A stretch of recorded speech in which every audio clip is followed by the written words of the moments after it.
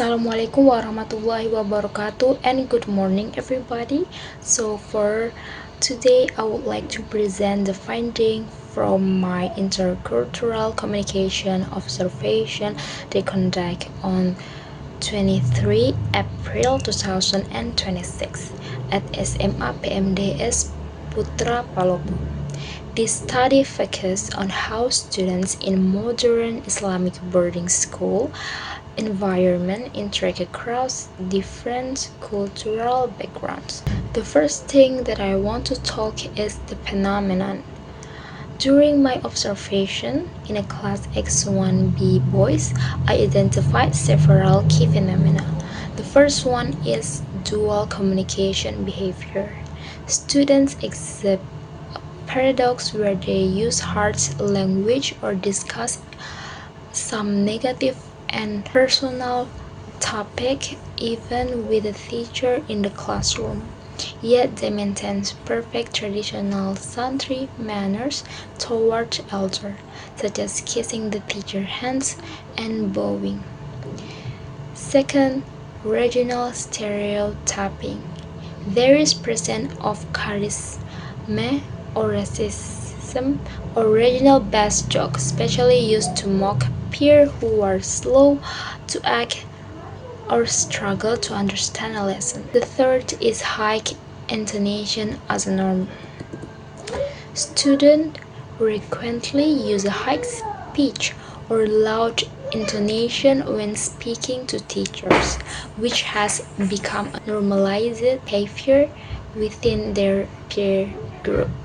The second topic is analysis. Applying Edward the whole theory, we can analyze these behaviors through the lens of high context versus low context culture. The first one is intersection of context. The students exist in a high context, institutional setting where non-verbal respect, like eye contact and physical distance, is deeply rooted in their Santri identity. Second, normalization or verbal low context.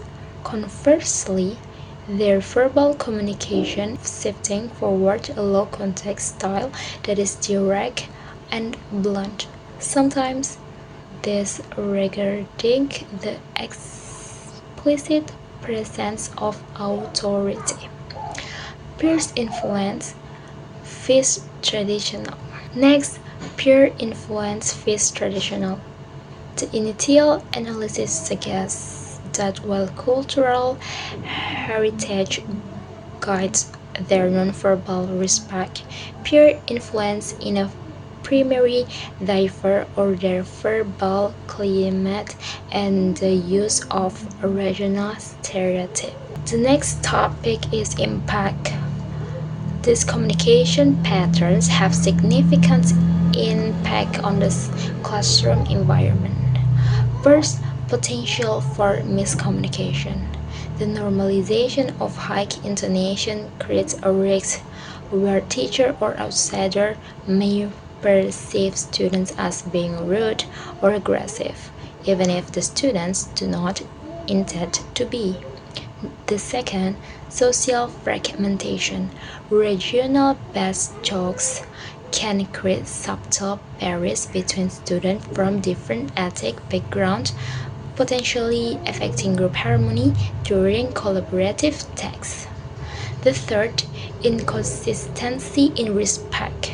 The gap between perfect nonverbal adab and harsh verbal language creates an inconsistent communicational atmosphere that may challenge effective teaching and learning. The last topic is solution.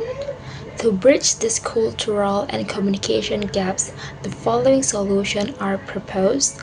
The first one, strengthening inclusive communication. The school will continue its current practice of randomly assigning students to small groups and dormitory rooms to break regional cliques and reduce stereotypes. Second is linguistic awareness training.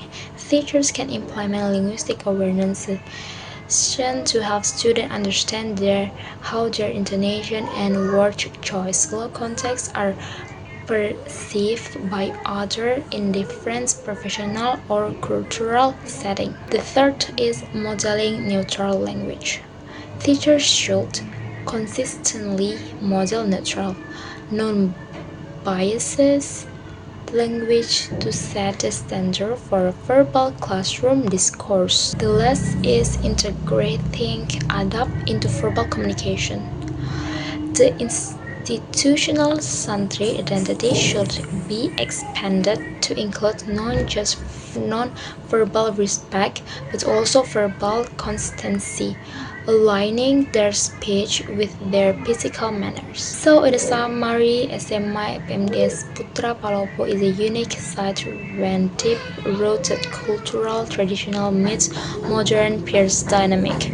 By balancing their strong nonverbal respect with more conscious verbal communication, students can be more effective intercultural communication.